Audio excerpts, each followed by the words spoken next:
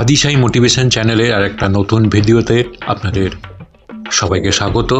চ্যানেলটিকে সাবস্ক্রাইব করে পাশে থাকা বেল আইকনটিকে প্রেস করে দেবেন, যাতে পরবর্তী ভিডিও দিলে সাথে সাথে তার নোটিফিকেশানটি আপনাদের কাছে পৌঁছে যায়। চলুন শুরু করা যাক। তবে তার আগে একটা কথা আপনাদের কাছে বলে নিই, গল্পটা সবাইকে শোনার অনুরোধ রইল। হয়তো জীবনের মানে খানিকটা হলেও বদলাতে পারে।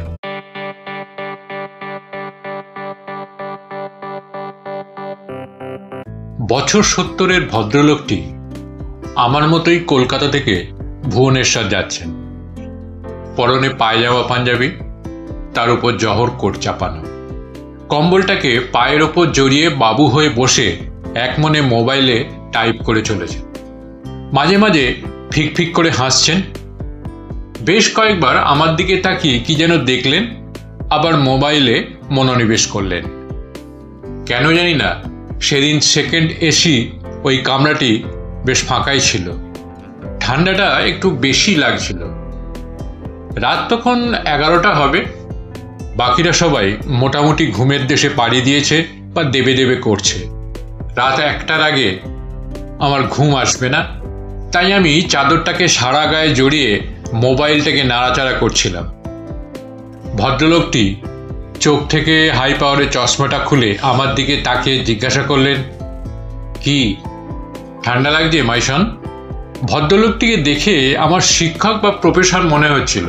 বেশ একটা পার্সোনালিটি তার সারা শরীরে ভাষায় প্রকাশ পাচ্ছিল। তার উপর ওনার মুখে এই মাইশন কথাটি শুনে আমি একটু নড়ে চড়ে বসলাম। বললাম, তা একটু লাগছে।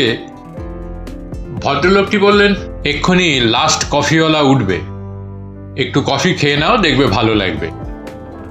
ঠিক তাই, একটু পরেই কফিওয়ালা উঠল। আমরা দুজনেই কফি নিয়ে বসলাম। একে একে ধেয়ে এলো অতি পরিচিত কিছু প্রশ্ন। কোথায় থাকো? কি করা হয়? সন্তান কটি? তারা কিসে পড়ে? কথায় কথায় ভদ্রলোকটি বললেন উনি ক্যালকাটা ইউনিভার্সিটির বাংলার প্রফেসর ছিলেন। কিছুক্ষণ দুজনেই চুপ। তারপর ভদ্রলোকটি শান্ত গলায় জিজ্ঞাসা করলেন, কেমন লাগছে জীবনের স্বাদ? বাড়িতে সময় দেওয়া হয়? আমি কি বলবো তা ঠিক বুঝে উঠতে পারছিলাম না।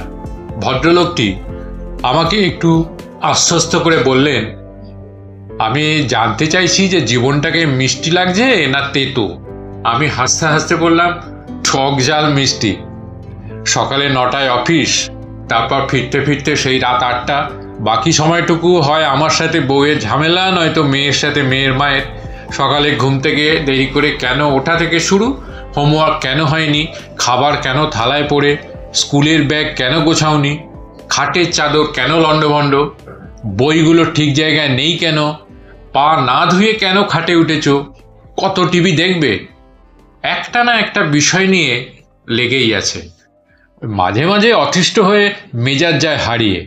ভদ্রলোকটি ছোট্ট একটি দীর্ঘশ্বাস ফেলে কম্বলটি বুকের ওপর তুলে বলল, এটাই তো জীবনের সবচেয়ে সুন্দর সময়, এটাকে অবহেলা করো না। টক ঝাল মিষ্টির এই অতুলনীয় স্বাদটাকে কবজি ডুবিয়ে চেটে পুটে খাও, একেবারে হাতের নখ থেকে কনুই পর্যন্ত। একটা সময় আসবে যখন ঘরে ঢুকে দেখবে চারিদিক নিঃশব্দ, বিছানার চাদরটা টান টান করে পাতা। মা মেয়ের প্রতিদিনের খণ্ডযুদ্ধ কোনো এক অলৌকিক ইশারায় চিরতরে অবসান ঘটেছে। মনে হবে চাদরটা দুহাত দিয়ে আবার লণ্ডভণ্ড করে অপূর্ণ যুদ্ধের দামামা বাজাই। বইয়ের তাকটা পরিপাটি করে সাজানো হালকা সাদা ধুলোর আস্তরণ বইগুলোতে লেপ্টে আছে। মনে হবে সব বইগুলো পরিষ্কার টেবিলটার উপর আছড়ে ফেলে অসমাপ্ত অঙ্কগুলোকে ছোট ছোট হাত দুটো ধরে আর একবার কষাই। সব কিছু ঠিকঠাক, কিন্তু চারিদিক মরুভূমির নিঃসঙ্গতা। সন্তানের পরিচিত গন্ধকে একটিবার পাওয়ার আশায় এঘর ওঘর শুধু ঘুরপাক খাওয়া। বাড়ি থেকে বেরোবার সময় পেছনে নড়বে না কোনো আদুল হাতের টাটা। টিভিটা আপন মনেই চলতে থাকে, কেউ কেড়ে নেয় না রিমোটটা অযথা বাহানায়। খাবার টেবিলেই শুকোতে থাকে এঁটো হাত, কেউ ছোবল দেয় না আর ডিমের কুসুমে। মোবাইলের ওপারে আদুরে আওয়াজ প্রতিদিন থেকে প্রতি সপ্তাহে, প্রতি সপ্তাহ থেকে প্রতি মাসে গিয়ে ঠেকবে। দুদিনের জন্য আসবে, যাবার সময় ব্যাগের ভেতর নিয়ে যাবে হাঁটি হাঁটি পা থেকে একটু একটু করে গড়ে তোলা সব স্বপ্ন। দৃষ্টিশক্তি ধীরে ধীরে লোপ পাবে, বাড়বে শুধু ওষুধের সংখ্যা, অনিদ্রায় চোখ দুটো হয়ে উঠবে আরও নিশাচর। ভদ্রলোকটির প্রতিটি কথা ট্রেনের বিকট আওয়াজ পেরিয়ে বুকের ভেতর যেন তীরের মতন বিঁধছিল। আমি বললাম, তাহলে বাঁচার উপায়? ভদ্রলোকটি একটু ধরা গলায় বললেন, শীতের ঝরা পাতার মতন যদি ঝরে পড়ো তবে কেউ ফিরেও তাকাবে না। ওপরে ওই সবুজ পাতার দিকে তাকিয়ে থাকতে থাকতে অচিরে বিলীন হবে মাটির বুকে। সবুজ পাতার মতন ফুটে উঠতে হবে ওই জীর্ণ বটবৃক্ষে। পুরনো বন্ধুদের সান্নিধ্যের আগুনে মনটাকে সেঁকতে হবে, ঠিক যেমন কনকনে শীতের রাতে কাঁপতে কাঁপতে এক টুকরো আগুনকে ঘিরে ধরে একটু ভালো লাগার উষ্ণতা সারা শরীরে মাখতে ইচ্ছে করে। একমাত্র বন্ধুই পারে তোমার ক্ষয়ে যাওয়া জীবনে অফুরন্ত হাসির ফোয়ারা প্রলেপ লাগাতে। তাই তো আমি সময় অসময়ে চোখ রাখি ওই মোবাইলের ছোট জানলায়।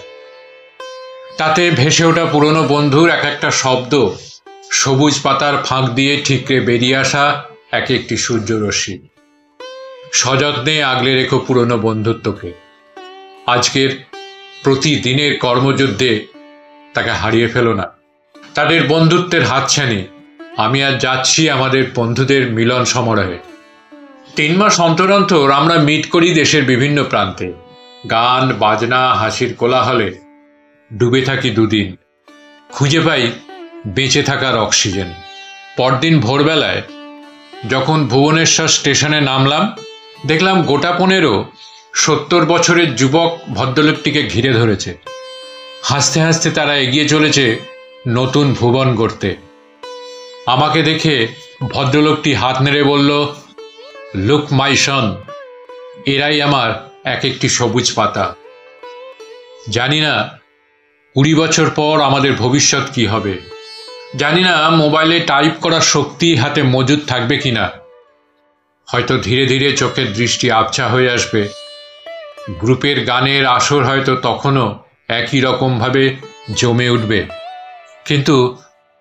কিন্তু হঠাৎ করেই বেইমান হয়ে উঠবে আমার শ্রবণ শক্তি, আস্তে আস্তে শিথিল হবে আমার স্মৃতিশক্তির বাঁধন।